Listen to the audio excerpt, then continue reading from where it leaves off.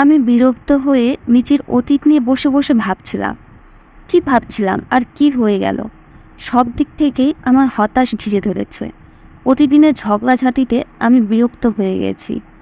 আমি ননদকে উঠানে হেঁটে বেড়াতে দেখে আমার রাতের ঘটনা মনে পড়ল। আর এটা মনে পড়তেই আমার চোখে জল এসে গেল। আমি আমার ননদের ছেলেকে আদর করতে শুরু করতেই আমার যা কটু শব্দে বলল, তুমি বাজা না হলেও আজ তোমারও নিজের ছেলে মেয়ে থাকতে। কথা শুনে আমি রেগে গিয়ে বললাম, তোমাকে কে বলেছে আমি বাজা? আমার কথা শুনে সে আমাকে বলতে লাগলো, যার বিয়ে 6 বছর পরেও কোনো সন্তান হয়নি সে বাজা নয় তো কি? তোমার বর ভালো এবং তোমাকে ভালোবাসে, সেজন্যই তোমাকে কখনো কিছু বলে না। কিন্তু আমি সব জানি, তুমি আমাদের কাছে লুকাচ্ছ, কিন্তু বেশি দিন লুকিয়ে রাখতে পারবে না। তোমার বরের মা আমি, তাকে আমি মানুষ করেছি। এভাবে চলতে থাকলে আমি তাকে এমন মেয়ের সাথে বিয়ে দিয়ে দেব যে তাকে সন্তান দিতে পারবে। জায়ের এসব কথা শুনে আমার চোখে জল এসে গেল। তাই আমি তাড়াতাড়ি আমার রুমে ঢুকে পড়ি। এখন যাই ঘটুক না কেন, আমাকে প্রমাণ করতেই হবে যে আমি বাজা না। আমি আমার এক ডাক্তার বান্ধবীকে ফোন করে জিজ্ঞেস করলাম, তুই কি আগামীকাল ফ্রি আছিস? আমার কথা শুনে সে বলল, তুই ভালো আছিস তো? সে আমার খুব ভালো বন্ধু। আমি বললাম, হ্যাঁ ভালো আছি, কিন্তু আমাকে কিছু টেস্ট করাতে হবে। আমার কথা শুনে সে কয়েক মুহূর্ত চুপ থেকে তারপর বলল, আমি তোকে আগেই সাবধান করেছিলাম, ওই মহিলাকে আমার ভালো লাগেনি। কেন তুই তোর স্বামীকে নিয়ে আলাদা বাড়িতে থাকছিস না? এসব ঝগড়াঝাটি থেকে বেঁচে যাবি। ওর কথা শুনে কিছুক্ষণ চুপ করে রইলাম। এখন ওকে কিভাবে বলবো যে এ বিষয়ে আগে আমি আমার স্বামীর সাথে কথা বলেছি? কিন্তু সে কিছুতেই রাজি হয়নি। উল্টে আমাকে বলতো, তোমাদের ঝগড়াঝাটি তোমরা নিজেরাই মিটিয়ে নাও, এসবের মধ্যে আমাকে টেনো না। আমার কি অন্য কাজ নেই নাকি যে এইসব ফালতু জিনিসে মাথা গলাবো? তাই আমি আমার স্বামীকে কিছু বলাই ছেড়ে দিয়েছি, কারণ সে তার দাদা বৌদিকে ছেড়ে যেতে মোটেও প্রস্তুত না। আমি আমার বন্ধুকে সব কথা বললাম।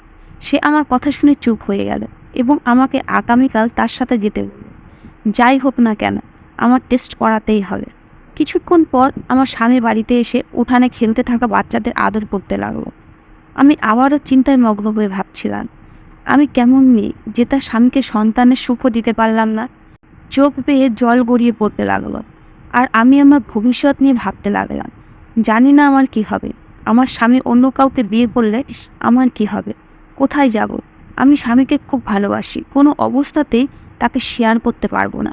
কিছুক্ষণ পর আমার স্বামী রুমে এলো। কান্নার কারণে আমার চোখ লাল হয়েছিল।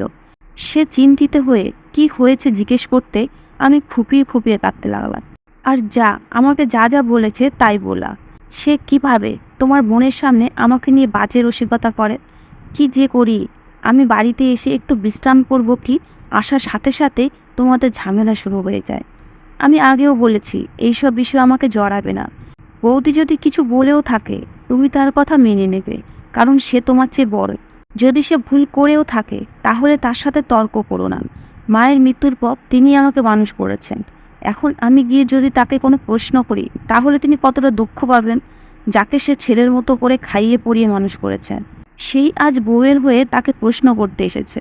স্বামীর কথা শুনে আমি চুপ করে শুয়ে পড়লাম। সে আমার সাথে অনেকক্ষণ কথা বলতে লাগলো, কিন্তু আমি তার কোনো কথা জবাব দিইনি। আমি তাকে অনুভব করাতে চেয়েছিলাম যে আমি ঘুমিয়ে গেছি, যদিও সে জানতো যে আমি জেগে আছি। সকালে আমি ওঠার আগেই সে অফিসে চলে গেছে। সকালে তার সাথে কথা বলবো, আমি চেক আপ করাতে যাচ্ছি, কিন্তু আমি ওঠার আগেই সে অফিসে চলে গেছে।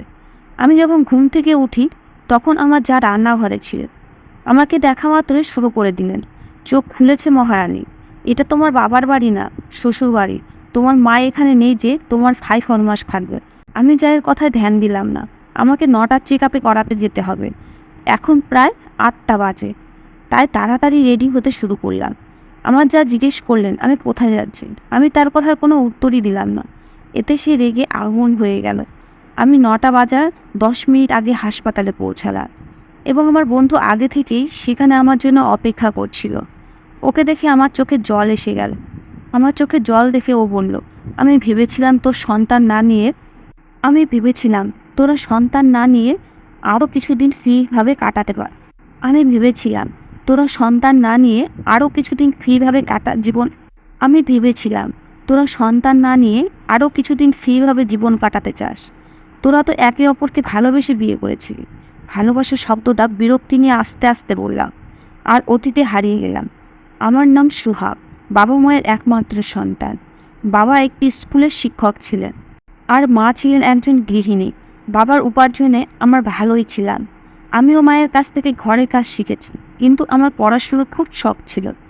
একদিন আমি বাবাকে এই কথা বললাম যে আমার আরও পড়াশুনো করার ইচ্ছা। আমার মুখ থেকে বের হওয়ার আগেই আমার বাবা আমার ইচ্ছা পূরণ করতেন, সেটা তার সামর্থ্যে কুলাক বা না কুলাক।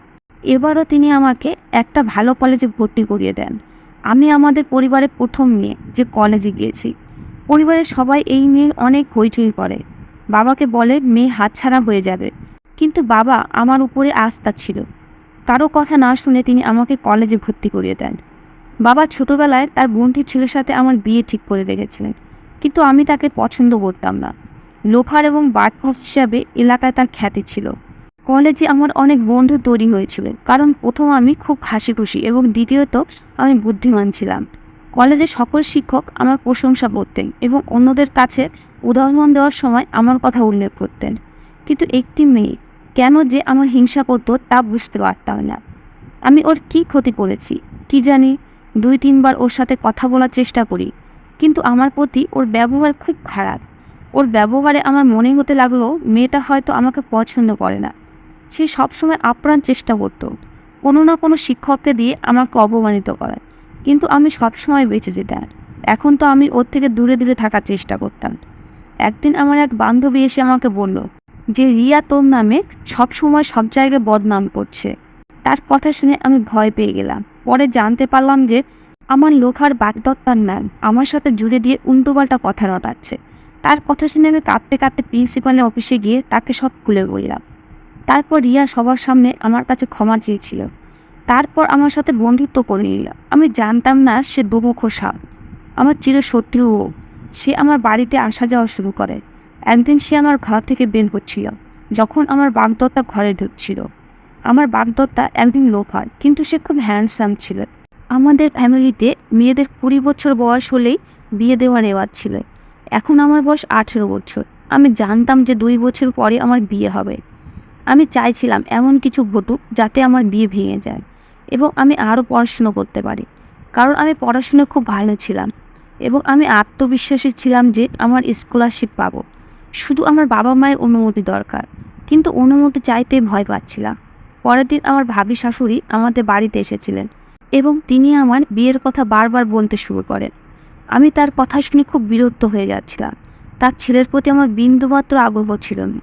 কিন্তু একটা জিনিস আমি আজকাল লক্ষ্য করছি, তা হলো আমার বাগদত্তা আমার পিছন পিছন ঘোরা বন্ধ করে দিয়েছে। এটা আমাকে খুব অবাক করেন, কিন্তু আমি খুব খুশি। আমি ভেবেছিলাম হয়তো তার কিছুটা উন্নতি হয়েছে, কিন্তু ব্যাপারটা ছিল অন্যরকম। একদিন আমি আমার ভাবি শ্বশুর বাড়িতে গিয়েছিলাম।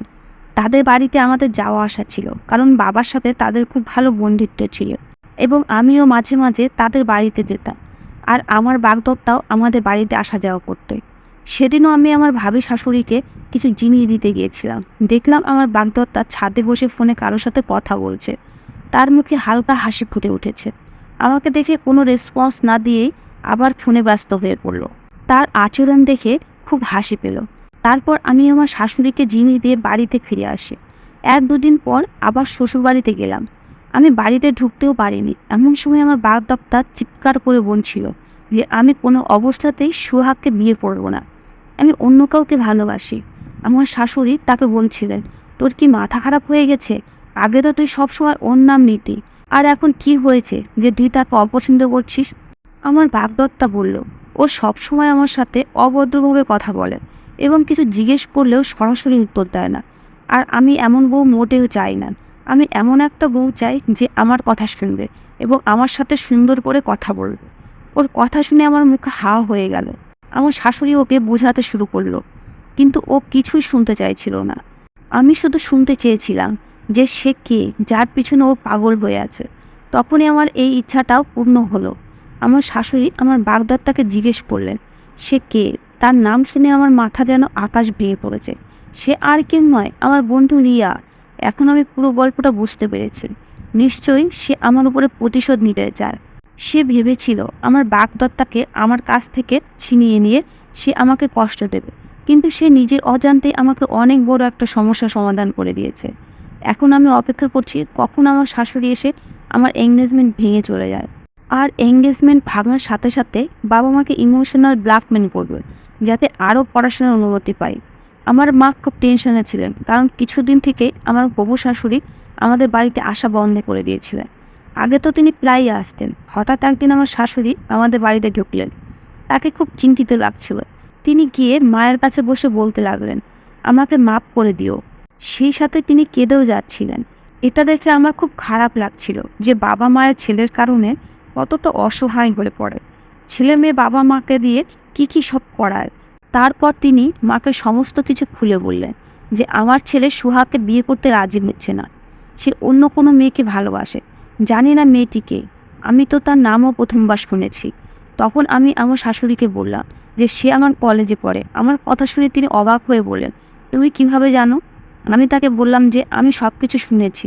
এই কথা শুনে আমার বাবা খুব রেগে গেলেন, কিন্তু তিনি কী বা করতে পারেন? ছেলেই যখন রাজি না, তখন আমরা আর কি করতে পারি? শহরে আমাদের একটা বাড়িও ছিল। আমি বাবাকে জোর দিয়েছিলাম যে আমরা শহরে যাই। বাবা আমার অনুরোধে রাজি হন। আমরা শহরে আসার পর আমার মা একটি সেলাই সেন্টার খুলেছেন, যা ভালোই চলছিল এবং আমাদের অবস্থাও ভালো হয়ে গেছিল। আমি মাকে বললাম যে আমি আরও পড়াশুনো করতে চাই। কয়েকবার অনুরোধের পর আমাকে পড়াশুনো করতে দিতে রাজি হয়ে যান। ইউনিভার্সিটি জীবন স্বপ্নের চেয়েও সুন্দর ছিল। আমার ইচ্ছা পূরণ হওয়ায় আমি খুব খুশি। এখানে একটা ছেলের সাথে আমার পরিচয় হয়। আমি জীবনসঙ্গী যেমন চাইতাম সে ঠিক সেরকমই ছিল। আমি তার চোখে আমার জন্য ভালোবাসা দেখতাম। তারপর ধীরে ধীরে আমরা একে অপরের আরও কাছাকাছি এলাম এবং যখন সে আমাকে বিয়ে করতে চাইলে আমি বেশ খুশি মনে রাজি হয়ে গেলাম। আমার এক বন্ধু আমাকে বুঝিয়ে বলে, তুই তার সম্পর্কে কিছুই জানিস না, তাহলে এত তাড়াতাড়ি কীভাবে রাজি হয়ে গেলি? আমি তাকে বললাম যে আমি তাকে ভালোবাসি এবং তাকে দেখে মনে হচ্ছে সে একটি ভালো পরিবারের ছেলে। আমার বন্ধু আমার পাগলামি দেখে অবাক হয়েছিল। তারপর 2 সেমিস্টারের পরে আমার বান্ধবী আমার থেকে আলাদা হয়ে যায়, কারণ সে মেডিকেলে চান্স পেয়েছিল। আমার এই বন্ধু ছাড়া আমাকে বোঝার মতো কেউই ছিল না। তারপর পড়াশোনা শেষ করে চিন্ময় আমাদের বাড়িতে আমার জন্য সম্বন্ধ পাঠায়। আমার বাবা মা এই সম্বন্ধে মোটেও রাজি ছিল না, কারণ চিন্ময়ের মা নেই, কেবল এক বৌদি ছিল এবং তার কথা শুনে মনে হতো যে পুরো বাড়িতে তার কথাই শেষ কথা। কিন্তু আমি আমার বাবা মাকে রাজি করাই এবং চিন্ময়ের সাথে আমার বিয়ে হয়। আমি এই বিয়েতে খুব খুশি। চিন্ময় আমাকে খুব ভালোবাসতো, কিন্তু ওর বাড়িতে যাওয়ার পর বুঝলাম চিন্ময় ওর বৌদির কথা না শুনে কিছুই করে না। বাসর রাতে চিন্ময় নিজেই আমাকে জিজ্ঞেস করেছিল, কোথায় হানিমুনে যেতে চাও? আমি ওকে গোয়ায় যাওয়ার কথা বলেছিলাম, কিন্তু সকালে ঘুম থেকে উঠতেই আমার যা বললেন, এখন কোথাও যাওয়ার দরকার নেই। আর তারপর বৌদির মুখ থেকে এই কথা শুনেই চিন্ময় তার প্ল্যান পাল্টে ফেলল। সেদিনে চিন্ময়ের সাথে অনেক ঝগড়া করেছি যে তুমি যখন নিজেই কোনো সিদ্ধান্ত নিতে পারো না, তাহলে তুমি বিয়ে করেছিলে কেন? কিন্তু ধীরে ধীরে আমি বুঝতে শুরু করি যে বাড়িতে সব কিছু আমার জায়ের নিয়ন্ত্রণে। কিন্তু সে আমাকে পছন্দ করতো না। আমি তার মন জয় করার জন্য সব রকম চেষ্টা করেছি, কিন্তু আমি ব্যর্থ। বিয়ের বছর এভাবেই কেটে গেল, কিন্তু আমার কোনো সন্তান হয়নি। চিন্ময় কখনো আমাকে এই নিয়ে ঠাট্টা তামাশা করেনি। উল্টে ও বলতে, এই আমাদের নিজেদের মধ্যে ফ্রি কাটানোর সময়, এত তাড়াতাড়ি সন্তান নেওয়া উচিত না। কিন্তু আমার যা উঠতে বসতে আমাকে কথা শোনাতে শুরু করে যে আমি বন্ধ্যা হওয়ার কারণে এখনও আমাদের সন্তান হয়নি। আজ আমাদের বিয়ে 6 বছর হয়ে গেছে, এখনও আমাদের সন্তান হয়নি। তাই আমি আমার সমস্ত টেস্ট করাতে এসেছি, যাতে আমি সবাইকে বলতে পারি যে আমার মধ্যে কোনো খুঁত নেই। ঈশ্বরের কাছে প্রার্থনা করছিলাম যেন আমার মধ্যে কোনো খুঁত না থাকে। আর আমি নিজেই নিজের কাছে এই প্রতিজ্ঞা করছিলাম যে যদি আমার কোনো খুঁত থাকে আর যদি সত্যি সত্যি বন্ধ্যা হই, তাহলে আমি নিজেই চিন্ময় জীবন থেকে চলে যাব। আমি তাকে আবার বিয়ে করতে দেবে। মনে হচ্ছিল যে টেনশনে আমার দম বন্ধ হয়ে যাবে। আমার বন্ধু আমাকে সান্ত্বনা দিল যে চিন্তা করিস না, সব ঠিক হয়ে যাবে। কিছুক্ষণ পর আমার রিপোর্ট এলো। কাপা হাতে রিপোর্টটা খুললাম, কিন্তু রিপোর্ট দেখে আমার খুশির সীমা রইল না, কারণ আমার মধ্যে কোনো খুঁত ছিল না। আমি আনন্দে বন্ধুকে জড়িয়ে ধরে বাড়িতে ফিরে এলাম। আজ আমি খুব খুশি। আমি ঘরে ঢুকতেই যা আবার আমাকে প্রশ্ন করতে লাগলো, কিন্তু আমি চুপ করে আমার রুমে চলে এসে চিন্ময়ের জন্য অপেক্ষা করতে লাগলাম। আমি চাই আমার স্বামীও যেন তার পরীক্ষা করার। যাতে তার সম্পর্ক জানতে পারি। স্বামী এলে এই কথা বললাম। আমার কথা শোনা মাত্রই কিছুক্ষণের জন্য তার চোখে রাগে লাল হয়ে গেল এবং সে রেগে বলল, তুমি কি বলতে চাও? আমার মধ্যে ক্ষুধা আছে? তোমার এই কথা বলার সাহস হলো কিভাবে? আমি তার কথা শুনে হতবাক হয়ে গেলাম। আমি আজকের আগে ওকে এত রাগতে দেখিনি। আমি বললাম, সেটা না, কিন্তু আমি চাই তুমিও তোমার টেস্ট করাও। কিছু ভুল হলে চিকিৎসা করাতে পারবো। ও বলতে লাগলো, আমি একদম ভালো আছি, আমার টেস্ট করানোর দরকার নেই। খুদ আমার মধ্যে নেই, তোমার মধ্যে আছে। হয়তো তোমার রিপোর্ট মিথ্যা। বাজা আমি না, তুমি। আমি বুঝতে পারছি না আমার স্বামী হঠাৎ কী হলো, আর সে এই কেমন কথা বলছে। আমি কাঁদতে লাগলাম। তাই সে ঘর থেকে বেরিয়ে গেল। সেদিনের পর থেকে আমার প্রতি আমার স্বামীর মনোভাব খুব খারাপ হয়ে যায়। সে আমার সাথে একদমই কথা বলছিল না। এখন আমার মনে একটা সন্দেহ বাড়ছিল যে আমার স্বামীর মধ্যে কোনো খুঁত আছে, যার কারণে সে টেস্ট করাতে চাইছে না। যদি তার খুঁত না থাকতো তাহলে সে বলার সাথে সাথে আমার সাথে চলে যেত।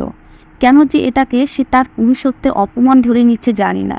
এখন সেও আমাকে বাজা বলে ঠাট্টা তামাশা করা শুরু করেছে এবং হুমকিও দিল যে আমি তাড়াতাড়ি অন্য কাউকে বিয়ে করব। কি করব বুঝতে পারছিলাম।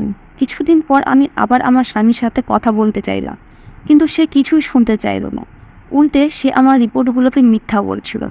অথচ আমার মনে হচ্ছে যে আমার স্বামী মিথ্যা কথা বলছে। সে তার খুঁত লুকানোর জন্য আমার উপর দোষারোপ করছে। এখন এই বাড়িতে আমার দম বন্ধ হয়ে আসছিল। এখান থেকে আমি যেতেও পারছি না, কারণ আমি বাবার বাড়িতে গিয়ে তাদের বিরক্ত করতে চাই না। একদিন সন্ধ্যার সময় উঠোনে বসে আমার নিজের কথা ভাবছিলাম। কিছুক্ষণ পর আমার স্বামীর বাড়িতে ফেরার কথা। এখন তার ফিরে আসায় আমি কোনো খুশি অনুভব করি না। হঠাৎ দরজায় টোকা পড়ল। আমি অবাক হলাম যে এই সময় আবার কে এসেছে। আমি গিয়ে দরজা খুলে দেখি সামনে একজন মহিলা দাঁড়িয়ে, যার মুখে মাস্ক। চোখ ছাড়া আর কিছু দেখা যাচ্ছিল না। শিশুটি জোরে জোরে কাঁদছিল। আমি তাকে জিজ্ঞেস করলাম, তুমি কে এবং এখানে কি চাই? সে আমার সামনে শিশুটিকে ধরে বলল, তোমার স্বামী আমার সঙ্গে বিশ্বাসঘাতকতা করেছে। সে যা বলল তা শুনে আমি হতবাক হয়ে গেলাম। তাকে বললাম, মানে কি? আগে বলো তুমি কে? সে আমাকে বলতে লাগলো যে তোমার স্বামী শীঘ্রই তোমার উপর বিরক্ত হয়ে যাবে আর অন্য কোনো মেয়েকে বিয়ে করে নেবে।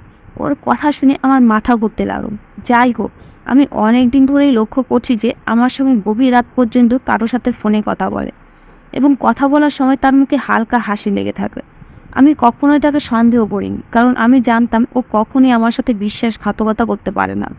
দ্বিতীয়ত, সে অনেক রাত করে বাড়িতে ফিরত। এখন আমার স্বামী আমার দিকে কোনো গুরুত্বই দেয় না। এসব ভাবতেই আমার চোখ দিয়ে জল পড়তে লাগলো। আমি আমার স্বামীকে ভীষণ ভালোবাসতাম, কিন্তু আমার স্বামী যা করেছে তা মোটেই ক্ষমার যোগ্য না। এখন আমি অধীর আগ্রহে আমার স্বামীর জন্য অপেক্ষা করছিলাম। চিন্ময় রুমে ঢোকার সাথে সাথে আমি জিজ্ঞেস করলাম, তুমি এসব কি শুরু করেছো? তোমার লজ্জা করে না? আমার কথা শুনে সে রেগে গিয়ে বলল, কী সব ফালতু কথা বলছো? আমি খুব ক্লান্ত, তাড়াতাড়ি আমার খাবার নিয়ে এসো। শুনে আমি বললাম, আজকে একটা মেয়ে তোমাকে খুঁজতে খুঁজতে বাড়িতে এসেছিলে। আমার কথা শুনে সে চমকে আমার দিকে তাকালো আর বলল, তুমি কোন মেয়ে বলতে চাচ্ছ? আমি বললাম, তুমি কি ভেবেছিলে যে আমি তোমার শক্তি জানতে পারবো না? আমার স্বামী রেগে বলল, তুমি যদি আর একটাও বাজে কথা বলো তাহলে তোমার মুখ ভেঙে দেবো। সোজাসুজি বলো, সমস্যা কী? তখন আমি তাকে বললাম, সেই মেয়েটির কোলে একটা বাচ্চা ছিল। সে বাচ্চাকে আমার সামনে রেখে বলছে যে তোমার স্বামী আমার সাথে বিশ্বাসঘাতকতা করেছে। নিশ্চয়ই সে তোমার বান্ধবী এবং সেই শিশুটিও তোমার। একথা বলার সাথে সাথে আমার স্বামী আমার মুখে থাপ্পড় মেরে বলল, এরপর যদি তুমি আর একটাও বাজে কথা বলো তাহলে এক্ষুনি তোমাকে বাড়ি থেকে তাড়িয়ে দেবে।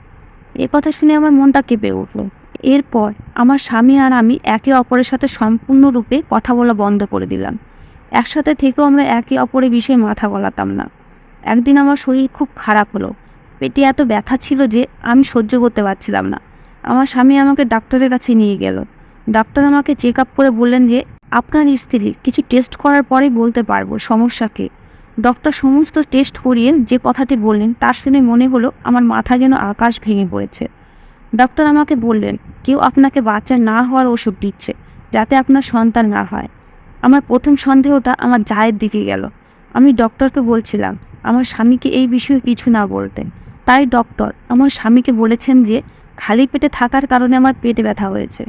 এখন আমি আমার জায়ের তৈরি খাবার খাওয়া বন্ধ করে দিয়েছি।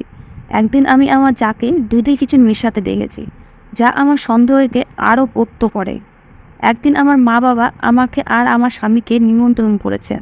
নিমন্ত্রণ রক্ষা করে যখন ও আর আমি ঘরে ঢুকলাম, তখন আমার জায়ের গলার আওয়াজ আমাদের কানে পৌঁছালো। তিনি কোনো মেয়ের সাথে কথা বলছেন, যার পিঠ আমাদের দিকে থাকায় তার মুখ দেখতে পাচ্ছি না। সে বলছিল, চিন্তা করো না, আমি খুব তাড়াতাড়ি সোহাগকে আমাদের পথ থেকে সরিয়ে দেব, আর তোমার বিয়ে চিন্ময়ের সাথে দেব। আমি তাকে ওষুধ দিচ্ছি যাতে তার সন্তান না হয়, আর খুব তাড়াতাড়ি ওকে তাড়িয়ে দেব। কিন্তু তোমার নাটকটা সবচেয়ে ভালো হয়েছে। তুমি সোহাগকে বোকা বানিয়েছ, আর ও ভাবছে যে তুমি চিন্ময়ের স্ত্রী, আর শিশুটিও চিন্ময়। কথা বলে তারা দুজনে খিলখিল করে হাসতে লাগলো। আমি চুপচাপ চিন্ময়ের দিকে তাকালাম। চিন্ময় আমার দিকে নীরব দৃষ্টিতে তাকিয়েছিল। আমি খুশি হয়ে ঈশ্বরকে ধন্যবাদ দিলাম যে আমার জায়ের আসল চেহারা চিন্ময়ের সামনে খুলে গেছে। আমি দেখতে চাইলাম আমার যা চিন্ময়ের সাথে কোন মেয়ের বিয়ে দিচ্ছে। এগিয়ে গিয়ে মেয়েটার দিকে তাকাতে আমার চোখ বিস্ময়ে হতবাক হয়ে গেল। এটা তো রীতি, যে আমাদের কলেজে পড়তো, যে আগে আমার বাগদত্তাকে ফাঁদে ফেলেছিল, এখন আমার স্বামীর সাথে আমার সম্পর্ক নষ্ট করতে এসেছে। যখন আমার যা দেখলো যে চিন্ময় সব কিছু জেনে গেছে, তখন সে ঘাবড়ে গিয়ে অন্যদিকে তাকাতে লাগলো।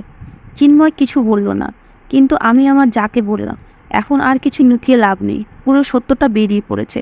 কিন্তু রীতি কিভাবে তোমার দলে যোগ দিল? ও আর তোমার মধ্যে সম্পর্ক কি?